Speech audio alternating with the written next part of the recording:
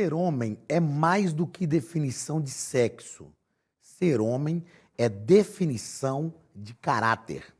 A palavra de Deus nos diz que quando Davi estava deixando as suas últimas palavras, ele chamou Salomão e disse: Eu vou pelo caminho dos meus pais. Esforça-te, pois, e sê homem. É preciso resgatar o papel social do homem. Na sociedade que nós estamos vivendo, este papel tem sido ofuscado, este papel tem sido embaçado por diversas filosofias, diversas falas desse sistema pós-mundano degenerado pelo pecado.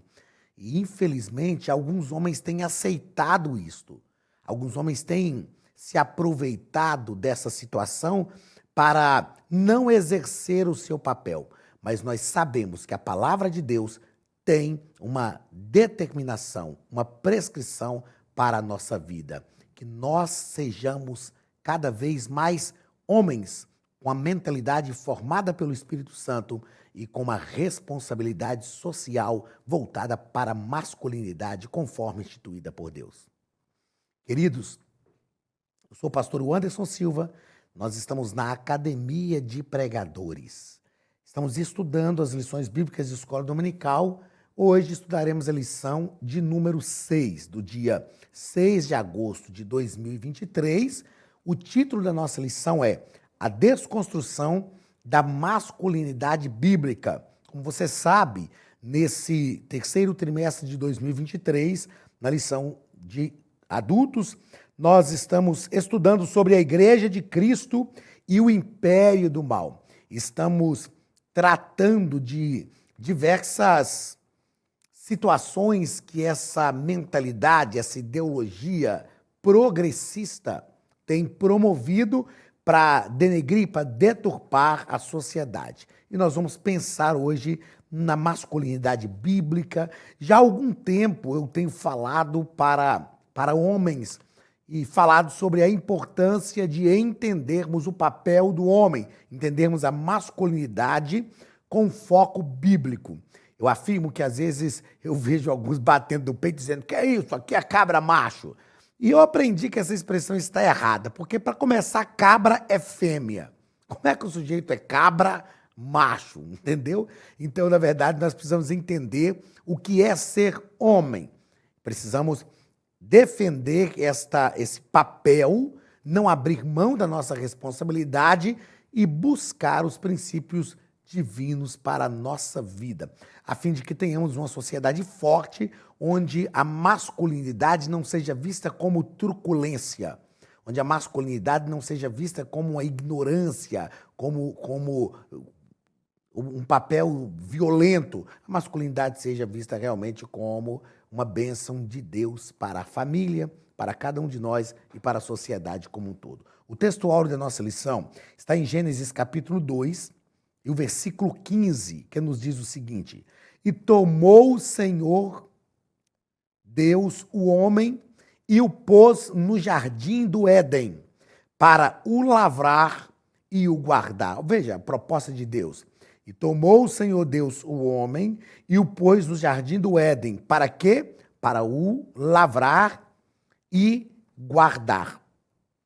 Aqui, no início do livro de Gênesis, a gente já vê aí que o homem tem um papel. Que papel é esse? Trabalho, a provisão. E o homem também tem o papel de guardar, de proteger. Isso é um papel masculino definido por Deus. Nós vamos entender essas coisas no cenário da lição de hoje.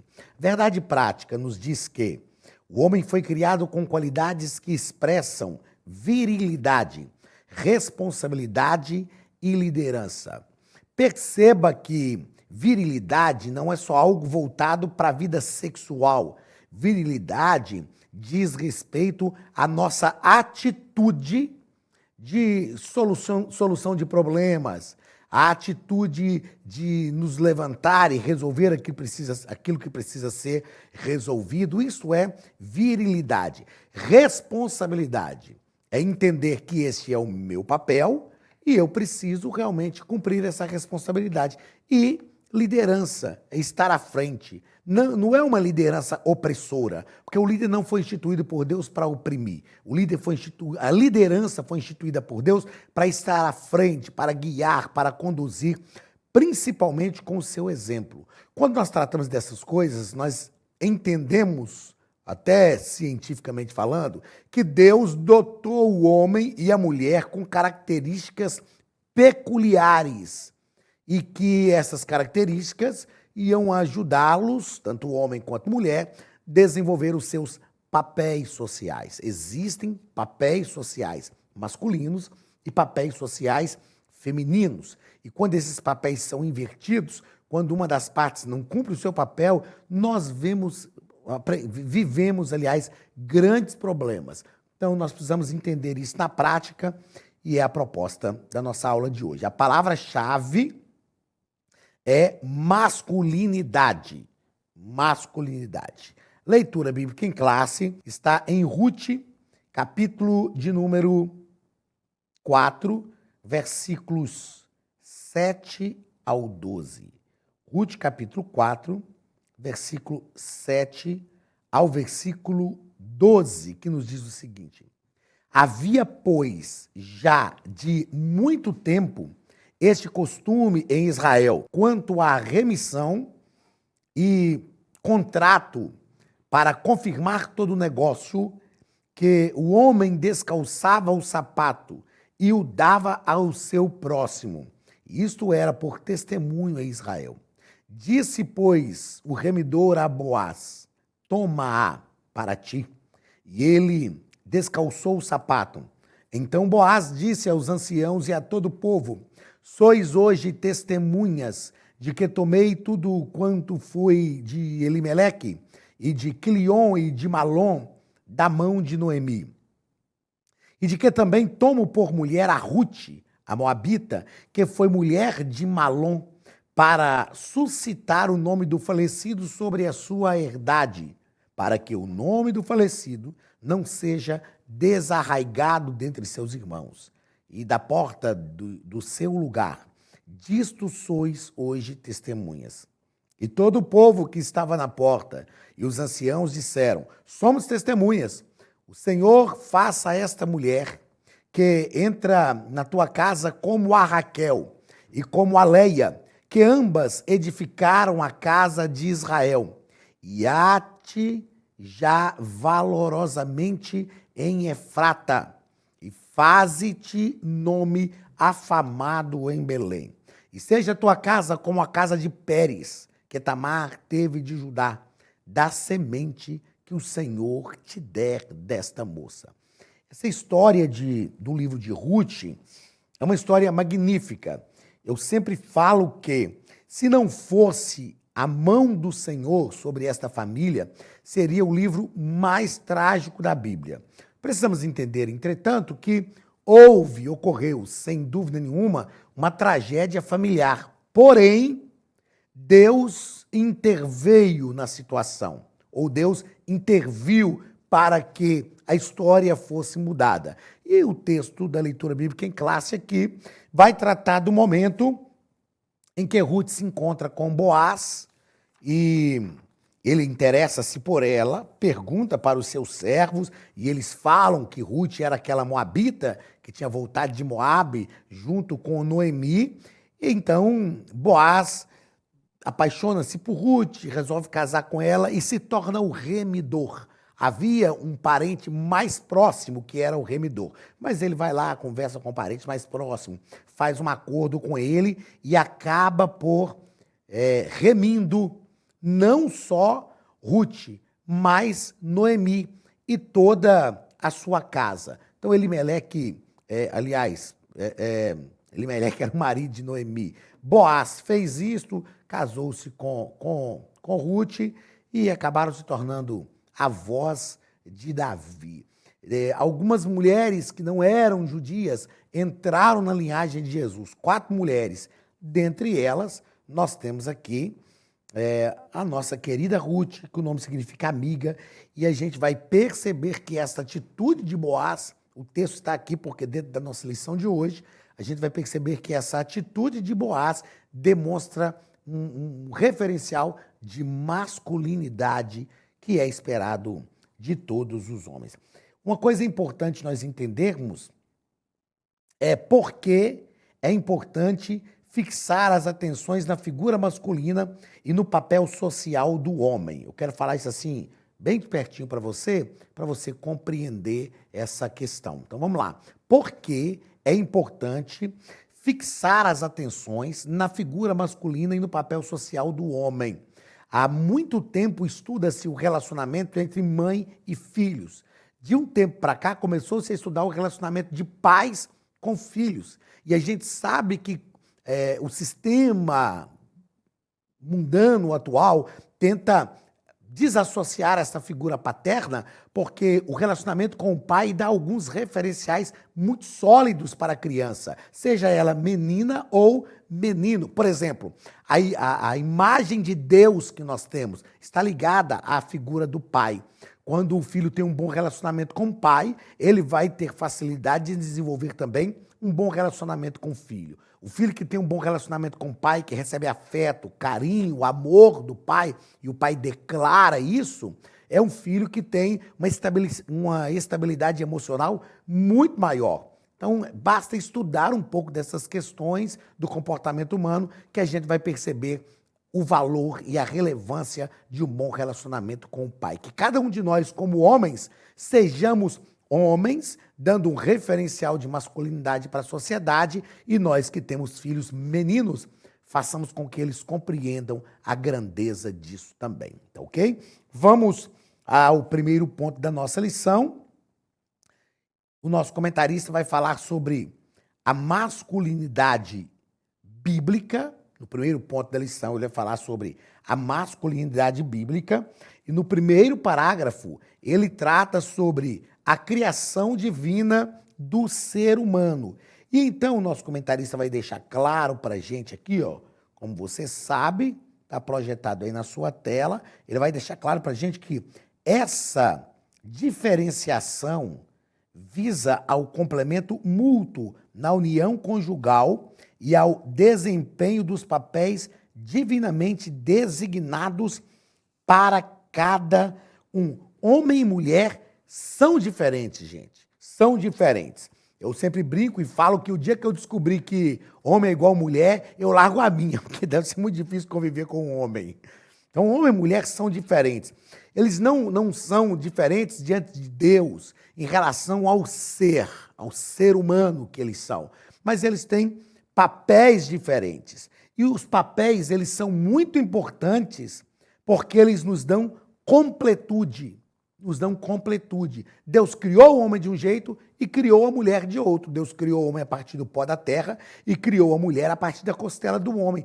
E Deus criou uma interdependência entre homem e mulher, a fim de que eles pudessem conviver em família e um completar o outro. A psicologia mostra isso hoje, são sensibilidades diferentes, visões de mundos diferentes. O homem, quando a gente fala casa, por exemplo, ele pensa em estrutura física, construção. A mulher, quando a gente fala casa, ela pensa em lar, aconchego, carinho, ela pensa num lugar onde as pessoas serão acolhidas. E nós precisamos tanto de estrutura, quanto de estrutura física, quanto de estrutura psicoemocional. Então, nós precisamos entender essa dinâmica e completarmos-nos uns aos outros. Segundo parágrafo deste primeiro ponto, a Academia de Pregadores tem um recado para você. Olá, queridos alunos e alunas da Academia de Pregadores, que bom ter você conosco neste momento tão especial. Estamos aqui para apresentar a nova plataforma da Academia de Pregadores,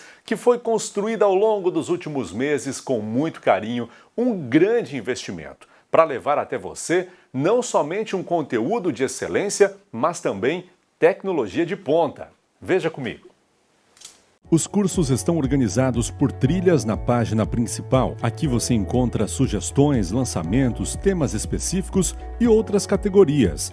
No final da página tem uma trilha com todos os cursos. Após começar os seus estudos, a primeira trilha será Continuar Assistindo, que mostra somente os cursos iniciados por você. Sobre a capa do curso, consta o número de aulas, a carga horária e um botão para adicionar os favoritos. Nesta seta, você pode expandir e ver um vídeo de introdução. Para fazer login, clique no avatar no canto superior direito e insira o seu e-mail e senha usados no cadastro. Caso tenha esquecido a senha, é só clicar neste link, preencher o e-mail cadastrado e a senha será enviada.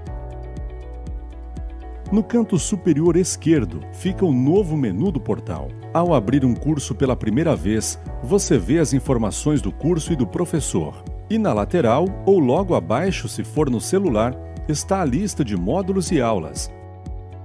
Algumas aulas iniciais podem ser grátis e qualquer pessoa que fizer um cadastro rápido pode assistir. Após se matricular, aqui você vê as aulas concluídas, aulas liberadas ou agendadas. Você pode adicionar os favoritos, dar uma nota ao curso e acompanhar o seu progresso. E se você sair do curso e retornar depois, o sistema vai abrir exatamente a última aula assistida. Se estiver no computador, use esta seta para ampliar a tela. Logo abaixo da videoaula você encontra os links para baixar anexos, como áudio e apostilas. E neste campo em branco, pode fazer as suas anotações enquanto assiste. Depois é só imprimir ou salvar. Quando terminar o curso, clique no botão Emitir meu certificado e ele será gerado automaticamente no mesmo instante e sem custo. Clicando no avatar, você tem acesso ao seu perfil e histórico de pagamento. Em Meus Cartões, pode adicionar um novo cartão de crédito para fazer o pagamento do seu plano. Se você já era nosso aluno e seu cartão não aparece aqui, adicione um cartão na nova plataforma. Então aproveite as novidades e clique em Assine Agora. Escolha um dos planos, venha para a Academia de Pregadores, a maior escola bíblica online do Brasil.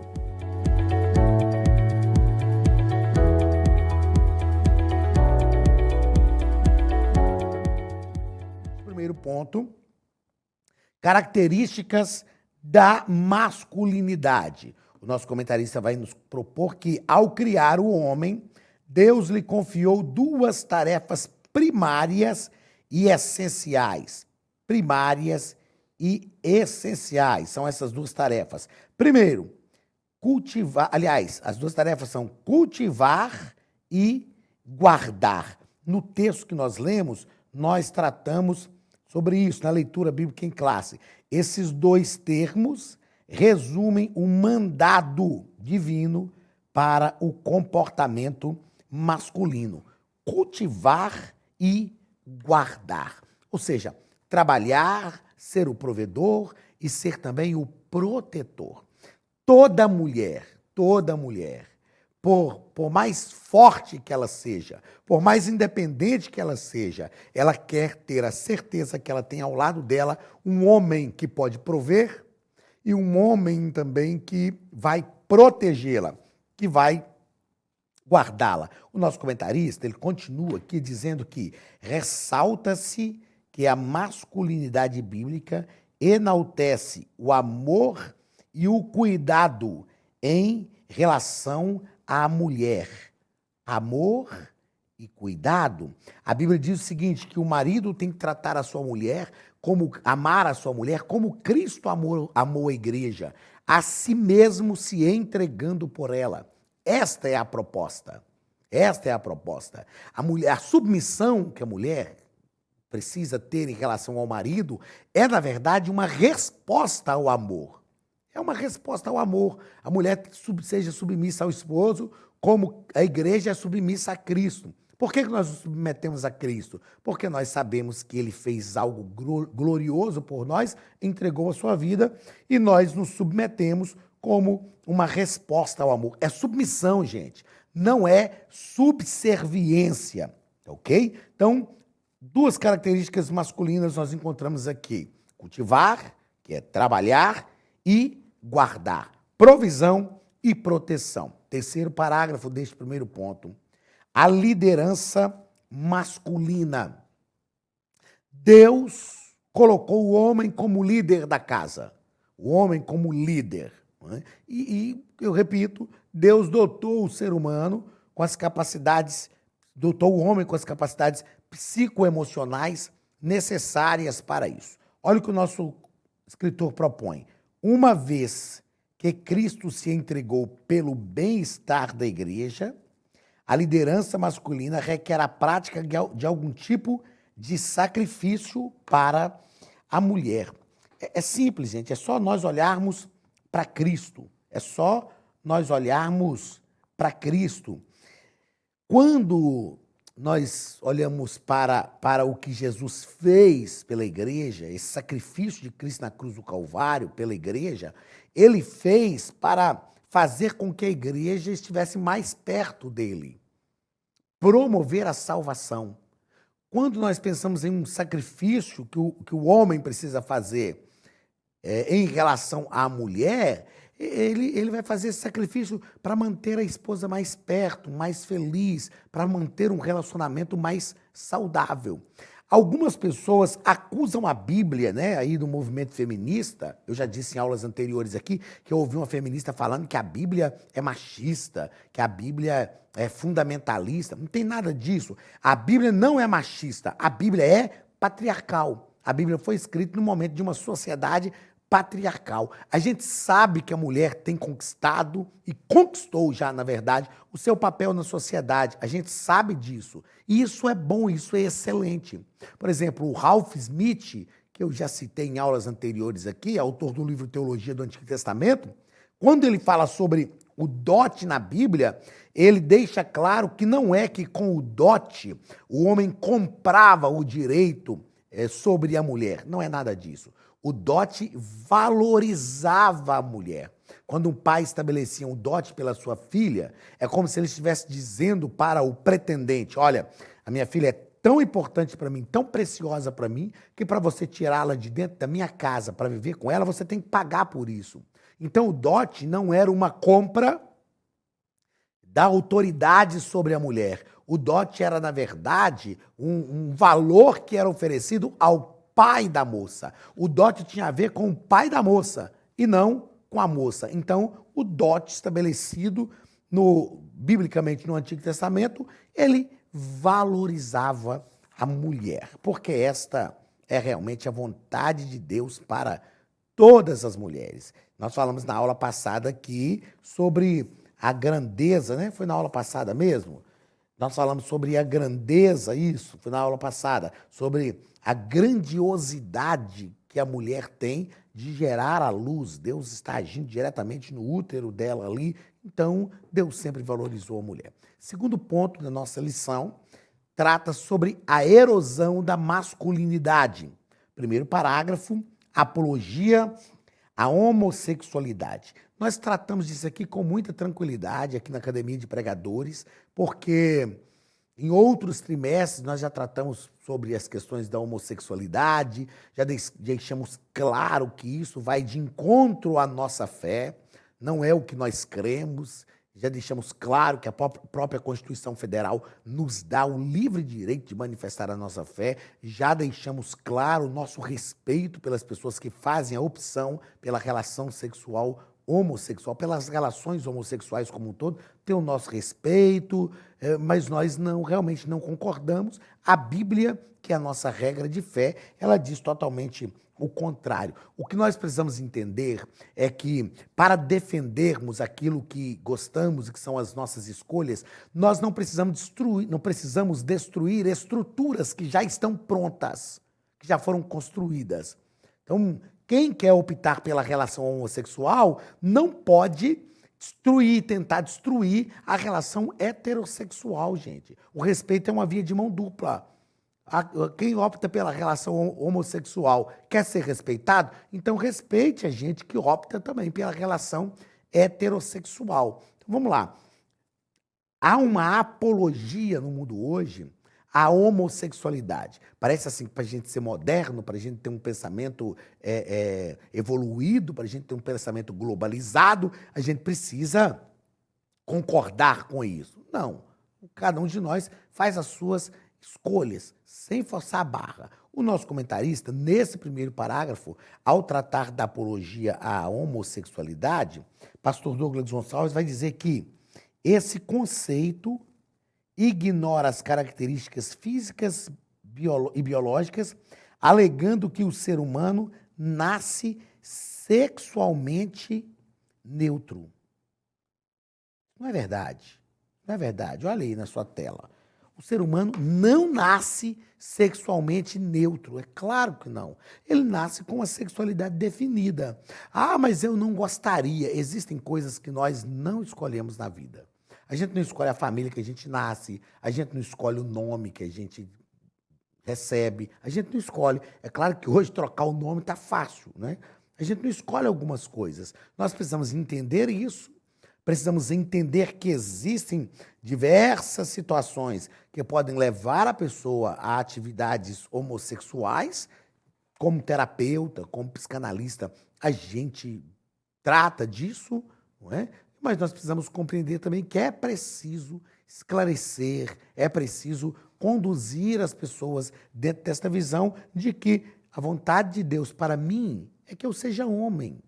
Pronto, eu nasci homem, nasci com sexo masculino. Então, ser homem vai ser um aprendizado durante a nossa vida. A vontade de Deus para as mulheres, para as meninas, é que elas sejam mulheres. E isso é um aprendizado também ao longo da vida. Na aula da semana que vem, nós vamos tratar da questão da questão feminina, não feminista. Claro que vamos tratar de feminismo também, mas vamos tratar da questão feminina. E é tranquilo, gente. Ó, Deus me fez nascer homem, sexo masculino. Então, eu vou entender isso e vou buscar exercer aquilo que Deus me chamou para ser. A vida é simples. Simples. Simples assim. Segundo parágrafo do segundo ponto, a responsabilidade negligenciada. Dentro dessa ideia da erosão da masculinidade, existe uma negligência da responsabilidade social do homem. Eu, quando falo para casais, eu ensino o seguinte: quando o homem deixa de exercer o seu papel, a mulher não pode ir lá e exercer o papel dele por ele. Ela tem que conversar com ele, conduzi-lo para que ele exerça o seu papel. Quando a mulher deixa de exercer o seu papel, o homem não pode simplesmente ir lá e exercer o papel dela. É preciso haver um diálogo nessa relação para que ela seja conduzida ao exercício do seu papel. Porque se uma começa a exercer o papel do outro, automaticamente o outro vai entender que não precisa exercer o seu papel e negligencia a sua responsabilidade. Então, dentro disso é o que nós vamos pensar esse segundo ponto. Olha aí, ó, na sua tela, a responsabilidade negligenciada. Nosso comentarista, nosso escritor diz que a identidade masculina, que deveria estar associada à virilidade, à capacidade de prover e proteger a família, é substituída por indivíduos de duplo ânimo, vacilantes e inconsequentes. Repito aqui o que eu disse no início da nossa aula, quando Davi chamou Salomão e disse, eu vou pelo caminho dos meus pais, esforça-te, pois, e sê homem. Davi estava dizendo, seja homem, seja decidido para resolver as coisas, tenha capacidade de prover e proteger para a sua família, tenha ânimo, tenha bom ânimo, não vacile, não seja inconsequente, pense nas consequências das suas atitudes. Não permita que as suas consequências caiam sobre a sua família e tragam grandes problemas. Então, essa responsabilidade masculina tem sido negligenciada. Tem sido. E as coisas, nos aspectos mais simples, parece bobagem, não é? A gente falar aqui de algumas coisas que hoje parece quadradice da geração passada. Mas, meus queridos, teve um dia desse que uma filha minha chegou e falou comigo que tinha um rapaz que estava conversando e eles queriam sair.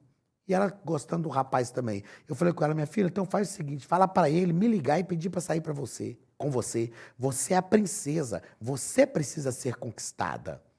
Ele é que tem que correr atrás de você. Ele tem que te conquistar. Gente, isso faz parte... isso é idiotice. Tá, pode ser idiotice para alguns, mas eticamente falando, é assim que as coisas têm que acontecer. Aí depois a mulher não é valorizada, ela quer ser valorizada, não se sente valorizada e ela não sabe por quê. É porque está ocorrendo uma inversão de papel e uma negligenciação das responsabilidades. Terceiro parágrafo deste segundo ponto vai tratar sobre a crise de liderança. Já falei sobre isso aqui. Quando nós encontramos essa tentativa de dissuadir da mentalidade social esse papel da masculinidade, esse papel do homem, né, que é voltado para a masculinidade, nós vivemos uma crise em todas as áreas. Veja só, o nosso escritor coloca aqui, a crise de masculinidade tem gerado homens incapazes de exercer a liderança. Uma sociedade sem líderes eficazes transforma-se em anarquia. Ah, mas é só o homem que exerce um papel de liderança? Não, mulheres também exercem, mas Deus dotou o homem para exercer este papel de liderança.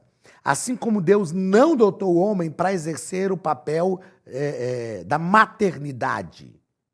Deus dotou o homem para exercer o papel da paternidade, mas da maternidade, Deus dotou a mulher para exercer. O homem é o líder, é ele que vai à frente. Gente, desde que o mundo é mundo, são os homens que lideram o exército. Ah, mas tem uma história aí de Joana d'Arc, ok, mas é uma história, em bilhões de histórias. É o homem que lidera o exército, é o homem que defende o território, é o homem que está sempre fazendo isso, é o homem que faz isso. Nós estamos urgentemente, dentro desse terceiro parágrafo aqui do segundo ponto, precisando de referenciais masculinos. Referenciais masculinos que façam com que a sociedade tenha uma liderança, tenham referenciais de Deus, de homem, referenciais que realmente compreendam o que é ser homem de verdade. Terceiro ponto da nossa lição, aí na sua tela, Boaz, símbolo bíblico de masculinidade. Vamos entender o que Boaz nos ensina aqui sobre masculinidade. Primeiro parágrafo, modelo de generosidade.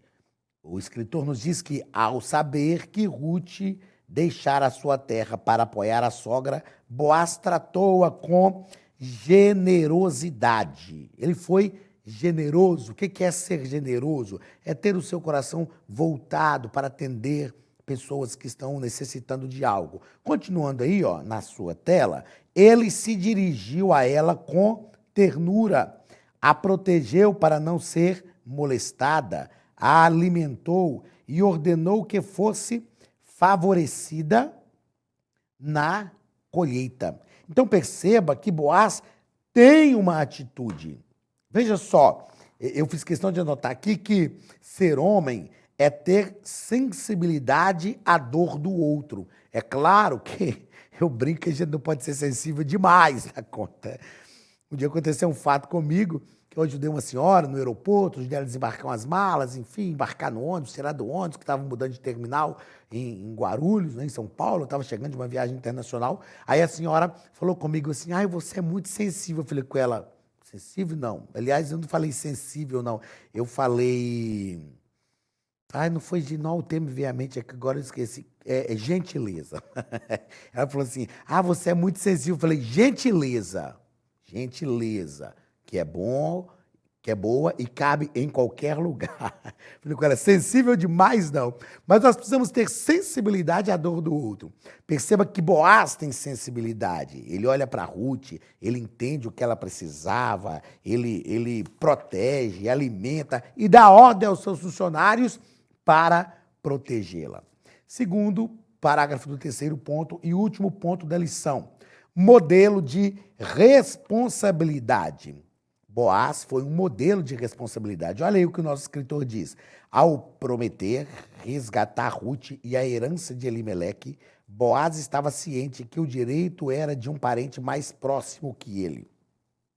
Ele sabia que era de um parente mais próximo que ele, mas ele agiu de forma responsável. Ele foi a este parente mais próximo, ele fez um pacto com ele, a leitura bíblica em classe nos mostra isso aí, e então aquele parente mais próximo não queria ser o remidor, ele deveria ser o remidor, mas já que havia alguém interessado, ele abriu mão disso, conversaram diante dos anciãos, que julgavam as causas, fizeram um pacto e Boaz exerceu a sua responsabilidade, não só com Ruth, mas com Noemi, com tudo que pertencia a Elimeleque e a Malom. Ele foi extremamente responsável. Queridos, na nossa conclusão, o nosso comentarista nos colocou que, o nosso escritor nos disse que a sociedade, a família e a igreja esperam por homens que honrem a sua masculinidade e exerçam o papel que Deus os vocacionou